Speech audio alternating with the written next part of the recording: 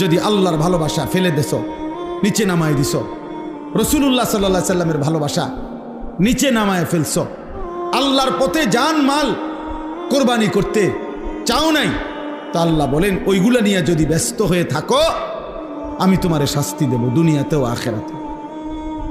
দুনিয়াতে বেইজ্জতি করবই করব, আজ না হয় কাল শুনবেন ছেলেটা আপনার নিয়ন্ত্রণে নাই, ছেলের বউটা কষ্ট দিতেছে আপনারে,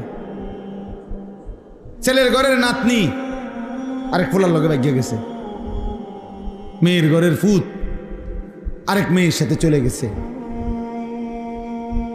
কোনো না কোনো ভাবে আপনি বেইজ্জতি হবে, বেইজ্জতি হবে।